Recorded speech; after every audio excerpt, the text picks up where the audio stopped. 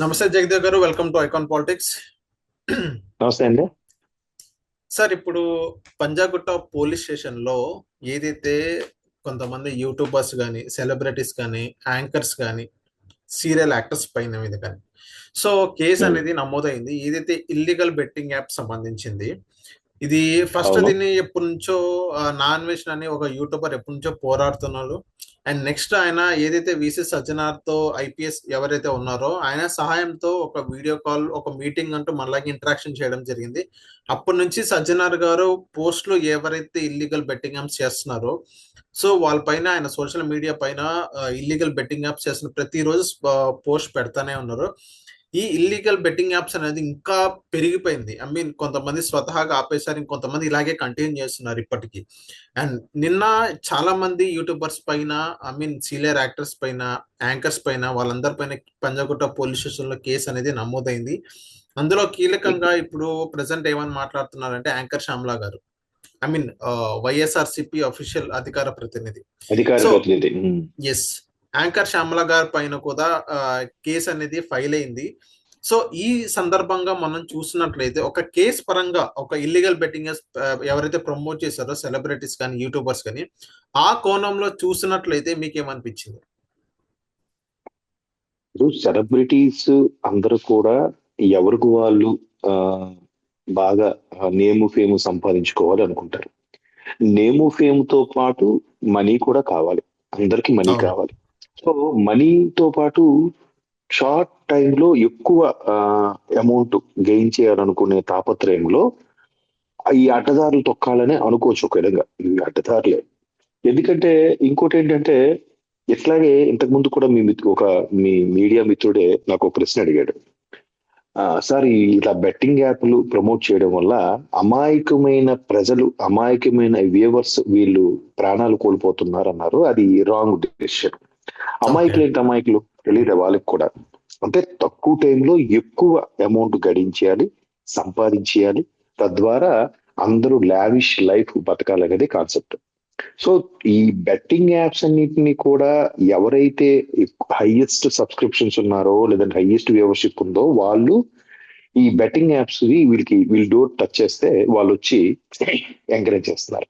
వీళ్ళు ఏమంటున్నారు? వాళ్ళ యాప్స్ ఏవైతే ఉన్నాయో, యాప్స్ ఉన్నాయి, అవి కూడా ఆథరైజ్డ్ గా గూగుల్ ప్లే స్టోర్ లాంటి యాప్ లోంచి డౌన్లోడ్ చేసుకునే యాప్సే కదా.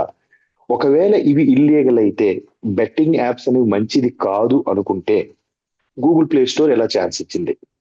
దీనికి భారత ప్రభుత్వం అడ్డుకట్ట వేయాల్సిన బాధ్యత ఉందా లేదా అనే ప్రశ్న కూడా లేవనెత్తున్నారు. దీనికి మనం ఏం ఓకే. చెప్పాలి? ఏం చెప్తాం? ఇదే ఆ, బాగా ఫెమిలియర్ గా యూట్యూబ్ ఇన్ఫ్లుయెన్సర్ ఉన్న హర్ష సాయి అనే వ్యక్తి ఒకనొక మిత్రుడు ఇలాగే ఆయనకి అడిగాడు. సార్, మీకు ఎంత వ్యూవర్షిప్ ఉంది, మీరు చాలా మందికి డబ్బులు పంచి పేదవాళ్ళని ఆదుకోవడం వల్ల మీకు ఎంత వ్యూవర్షిప్ వచ్చింది, దాని ద్వారా మీరు డబ్బులు బాగా గెయిన్ చేశారు, సరిపోతా అని. అంటే ఆయన కూడా ఏం చేశాడు? ఒక 10 లక్షలు వచ్చింది అనుకోండి, ₹1,00,000 వెదజల్లాడు, పేద ప్రజలకి పంచాడు. తప్పులేదు. అలాగే ఒక 1% అని ఇస్తున్నాడుగా. అవును. సరే, అది ఆయన వ్యక్తిగతం. సో ఇప్పుడు ఆయన ఏమంటాడు? నాకు ఇంకా అమౌంట్ కావాలనిపించినప్పుడు ఆ బెట్టింగ్ యాప్స్ వాళ్ళు నా దగ్గరకు వస్తున్నారు, మీరు ప్రమోట్ చేస్తే మీకు ఇన్ని ల్యాక్స్ ఇస్తాము, లేదా ఇన్ని థౌజండ్స్ ఇస్తాము అని. నేను వద్దంటే ఇది వేరే వాడి దగ్గరికి వెళ్ళిపోతుంది. సో వాడు వద్దని, వాడు మళ్ళీ వీడు కాకపోతే వాడేనే చేస్తాడుగా. అవును. సో అలా వద్దన్న వ్యక్తుల్లో మీరు అన్నట్టు నాన్ వేష్, ప్రపంచయాత్ర నాన్ వేష్ ఒక్కడు మాత్రమే నెత్తి నోరు బాదుకొని ఎక్స్ప్లెయిన్ చేస్తూ ప్రతిదీ విడమర్చి చెప్తున్నప్పటికీ మిగతా వాళ్ళందరూ కూడా ఇదే ధోరణిలో ఉన్నారు. Not only anchor Shyamala, Supreetha, local boy Nani, Baniyas Yadav, ఎవరు, ఇది కాకుండా భారతదేశంలో ఇంకొక కల్చర్ కూడా ఉంది. పెడియాట్రిషియన్ అంటే దాన్ని ఎలా చెప్పాలి? ఉమ్, అంటే జాతకం, ఈ జాతకం పెడిట్రిషియన్ కాదు, దాన్ని ఏమంటారో గుర్తు రావట్లేదు. ఆస్ట్రాలజర్. సో ఆ ఆస్ట్రాలజీ టైప్ లో జాతకం చెప్పే వాళ్ళు కూడా ఒక విధంగా బెట్టింగ్ యాప్లకి సపోర్ట్ చేసే వాళ్ళు కూడా ఉన్నారు. నార్త్ లో శ్రీప్రభ అనే ఒక అతను, ఆ తర్వాత ఆ, తన పేరు సన్నీ అని ఒక ఆయన అంటాడు, ఆయన ఒకడు. సో వీళ్ళేంటంటే, మీరు ఇందులో పెడితే ఈ డబ్బులు వస్తాయి, ఇందులో పెడితే డబ్బులు రావు, మీరు ఇది చెయ్యండి, ఈ బెట్టింగ్ యాప్ కి మీరు వెళ్తే మీ లైఫ్ దిగ్విజయంగా ఉంటుందని. అంటే బెట్టింగ్ యాప్ ని ప్రోత్సహించే ఆస్ట్రాలజిస్టులు కూడా ఉన్నారు ఇప్పుడు. ఓకే. సో మరి వీళ్ళు కూడా తప్పే కదా. అవును. యాంకర్ శ్యామ్ల గాని, సుప్రీత గాని, రీతు చౌదరి గాని, ఆ, లేదంటే విష్ణుప్రియ గారి పేరు కూడా వినిపించింది, మరి ఎంతవరకు విష్ణుప్రియ వాస్తవం కూడా ఉంది. తెలియదు. ఆ, ఉంది. వీళ్ళందరి మీద కేసులు వేసి, ఇప్పుడు సజ్జనార్ గారు ఆర్టీసీ ఎండిగా ఉన్నప్పటికీ కూడా తాను సొసైటీ మీద ఒక బాధ్యతగా ఇట్లాంటివి ఎంకరేజ్ చేయకూడదు, దీనివల్ల చాలా మంది ఇబ్బంది పడుతున్నారు, కొంతమంది సూసైడ్ అటెంప్ట్ చేస్తున్నారు, ఆ, చక్కగా చదువుకున్న వాళ్ళు ఉద్యోగాలు చేస్తున్నవారు, భార్య పిల్లలతో హ్యాపీగా ఉన్నాడు, సడన్ గా ఉరి తీసుకుంటున్నాడు, ఎందుకు చచ్చిపోతున్నాడు అని ఎంక్వైరీ చేస్తే ఈ బెట్టింగ్ లో కొన్ని లక్షలు లాస్ అయిపోయి అప్పు చేయాల్సి వచ్చిన పరిస్థితి వస్తే వాడు సూసైడ్ చేసుకుంటున్నాడు. సార్ ఇవి ఇక్కడ జరుగుతున్నాయి. ఇంకో పాయింట్ కూడా రైజ్ అవుతుంది సార్. కొంతమంది మీలాంటి ఉమ్, పెద్దలు ఇంకో మాట ఏమంటున్నారంటే, ఏదైతే ఉమ్, వీళ్ళందరూ ఇప్పుడు యూట్యూబర్స్, ఇప్పుడు నా అన్వేషణ ఉమ్, కానీ, బయస్ అని యాదవ్ కానీ, ఇప్పుడు మన హర్ష సాయి కానీ, వీళ్ళంతా చిన్న యూట్యూబర్స్. ఏదైతే సెలబ్రిటీస్ తో పోల్చుకుంటే, ఇప్పుడు క్రికెటర్స్ ఉమ్, కానీ, ఉమ్, బాలీవుడ్ సెలబ్రిటీస్ తో పోల్చుకుంటే, సో వీళ్ళందరూ ఉమ్, చిన్న యూట్యూబర్స్. సో ఇప్పుడు అవును. ఐపీఎల్ సీజన్ కదా, ఐపీఎల్ సీజన్ లో చాలా మంది క్రికెటర్స్ కూడా బెట్టింగ్ యాప్స్ ని ప్రమోట్ చేస్తున్నారు. సో ముందు వాళ్ళ మీద ఎందుకు చర్యలు తీసుకుంటారు, ఇలాంటి చిన్న యూట్యూబర్స్ మీద ఎందుకు చర్యలు తీసుకుంటున్నారు అని చాలా మంది ఉమ్, క్వశ్చన్ చేయడం జరిగింది. ఈవెన్ ధోని కూడా ఒక బ్రాండ్ అంబాసిడర్ ఉన్నారు ఒక ప్రముఖ బెట్టింగ్ యాప్ కి. చాలా మంది, ధోని అని కాదు, చాలా మంది ఉన్నారు. ఐపీఎల్ సీజన్ లో ఉమ్, ఇంకా మరీ విపరీతంగా పెరిగింది. ఈవెన్ యాడ్స్ కూడా వచ్చింది. ప్రతి ఓవర్ ఒక యాడ్ లో వాళ్ళ బెట్టింగ్ యాప్ ప్రమోషన్ ఉమ్. కూడా ఉంటుంది. సో వాళ్ళ మీద ఎందుకు చర్యలు తీసుకోవట్లేదు, ఈ చిన్న యూట్యూబర్స్ మీద ఎందుకు తీసుకుంటున్నారు? మెయిన్ ఇన్ఫ్లుయెన్స్ అయ్యేది అక్కడ నుంచి కదా, ఇక్కడ కాదు కదా అని కొంతమంది అంటున్నారు. దానికి మీరేమంటారు?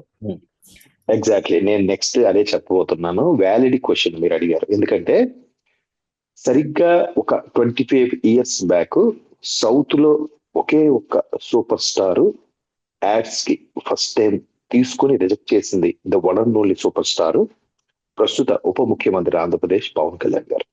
ఓకే. పెప్సీ అనే యాడ్ ని తీసుకొని దాంట్లో పెస్టిసైడ్స్ కంటెంట్ ఎక్కువ ఉందని తెలిసి 2 ఏళ్ల వరకు ఉన్న కాంట్రాక్ట్ ని 6 నెలలకే కుదించుకొని క్యాన్సిల్ చేసేసి అమౌంట్ రిటర్న్ చేశాడు. ఈవెన్ సచిన్ టెండూల్కర్ కూడా ఇట్లాంటి ఆల్కహాల్వి సిగరెట్ సంబంధించిన యాడ్స్ చేయలేదు. అది ఆయన ఎథిక్స్, ఇది పవన్ కళ్యాణ్ ఎథిక్స్. ఇప్పటికీ సో కాల్డ్ మెక్డొనాల్డ్స్ లేకపోతే ఇంకేదో సంథింగ్ యాడ్స్ చేస్తున్న సూపర్ స్టార్లు ఉన్నారు. పవన్ కళ్యాణ్ కి డోర్ నాక్ చేస్తే ఆయన చేయనంటే వేరే స్టార్స్ కి వెళ్ళినవి కూడా ఉన్నాయి. మీరు అన్నట్టు అటువంటి వాళ్ళని బాబు తాగండి, తాగితే పోతారు, ఇండైరెక్ట్ గా అదే కదా అర్థం.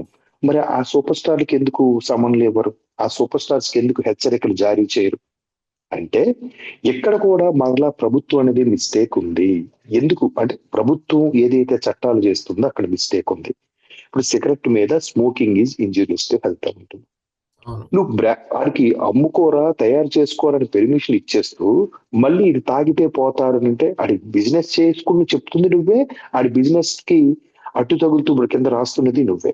మనటప్పుడు ఆడు ఓపెన్ చేయడానికి పెర్మిషన్ ఇవ్వకుండా ఉంటే అయిపోయేది కదా, అవును. పెర్మిషన్ ఎందుకు ఇవ్వడం కదా.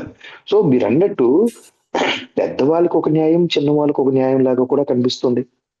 ఈ సోకాల్డ్ ఇన్ఫ్లుయెన్సర్లు, ఫాలోవర్స్ గా ఉన్న వీళ్ళు, వ్లాగర్స్, వీళ్ళంతా నిజంగా సూపర్ స్టార్స్ ముందు, ఆ క్రికెటర్స్ ముందు, మీరు పర్టికులర్ గా ధోనియో సమ్ ఎక్సో పేర్లు చెప్పక్కర్లేదు, చాలా మంది సచిన్ టెండూల్కర్ లాంటి వాళ్ళు నేను చెయ్యను, మిగతావన్నీ చేసుకుంటాడు ఆయన, ఇవి అట్లీస్ట్ ఇవి చేయడం ఆపొచ్చు కదా. ఆయనకి అవును. ఎథిక్స్ ఉన్నాయి, మిగతా వాళ్ళకి ఎథిక్స్ లేవా ఉమ్. అంటే ఇంకా అది వాళ్ళ ఇష్టం. ఇప్పుడు హర్ష సాయి లాగా వాడేమంటాడు, ఆ క్రికెటర్ కూడా అవును నేను చేయనంటే ఇంకోటి చేస్తాడు, వాడికి వెళ్ళిపోతుంది అయ్యాడు, వాడికి నేను ఎందుకు వదలాలి, నేనే చేసుకుంటా, నేనే సంపాదించుకుంటా, నేను దీని మీద ఏమి ఆ తయారు చేయట్లేదు కదా. అంటే తయారు చేయకపోయినా నువ్వు తాగడం వల్ల నీలాంటి వాళ్ళు ఒక 100 మంది నిన్ను చూసి కొన్ని లక్షల మంది ఇన్స్పైర్ అవుతారు, అది తాగడం తప్పే కదరా అని అంటే ఎవడో మాట్లాడతాడు, అవును. ఎవరు మాట్లాడు. కాబట్టి ఇక్కడ వ్యవస్థలో కూడా కొన్ని లోపాలు ఉన్నాయి. ప్రభుత్వమే వాటిని ఎంకరేజ్ చేస్తుంది, బిజినెస్ పెట్టడానికి పర్మిషన్ ఇస్తుంది, తయారు చేయడానికి అన్ని పర్మిషన్లు ఇస్తుంది, మరోవైపు ఇంజూరియస్ టు హెల్త్ అని ఉంది.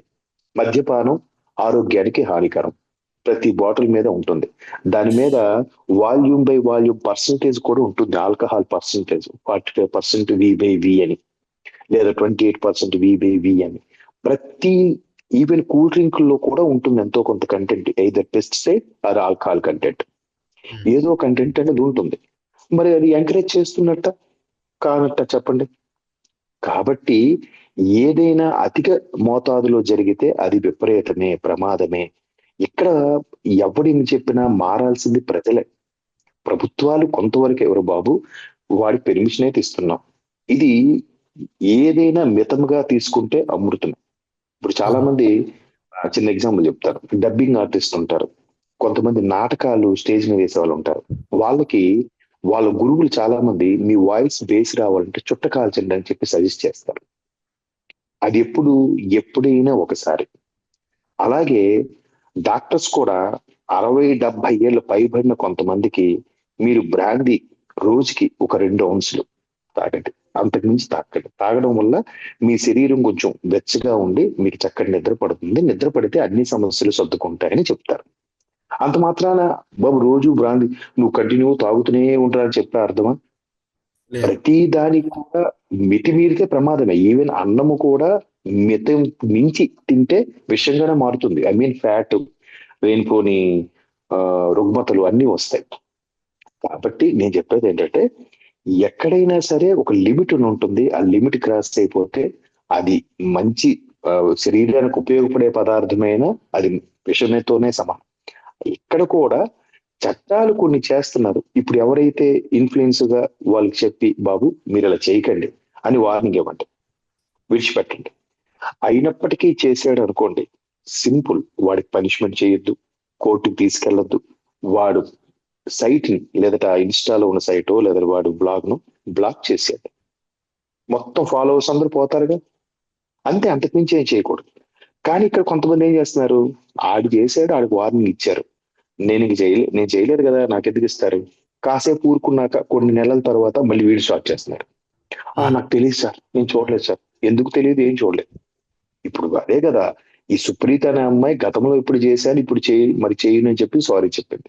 అవును. హర్ష సాయి కూడా అదే చెప్తే నిన్న ఇండైరెక్ట్ గా మిత్రా వర్మ అనే ఒక అమ్మాయి, బిగ్ బాస్ కి వచ్చిన అమ్మాయి ఇండైరెక్ట్ గా ఉమ్. సటైర్లు వేసింది. బాబు నువ్వు ఎలాంటి వాడు తెలుసు, గతంలో చాలా హ్యాపీ చేసావు, నువ్వు మరలా ఇండియాకి తిరిగిరా, బ్యాంకాక్ లో ఉన్నావు అన్నట్టు కూడా కొన్ని పంచులు వేసింది. ఉమ్. సో ఈ బెట్టింగ్ యాప్లు, ఈ రకమైన కల్చర్ మీరు అన్నట్టు మరికొద్ది రోజుల్లో ఐపీఎల్ మ్యాచ్ అవును. స్టార్ట్ అవుతున్నాయి. ఇంకా మరి దానికి బెట్టింగ్ లో చెప్పవసరం లేదు. Ball to ball betting. అవును. ఇండియా హైదరాబాద్ అంటాడు, పూణే అంటాడు, చెన్నై అంటాడు.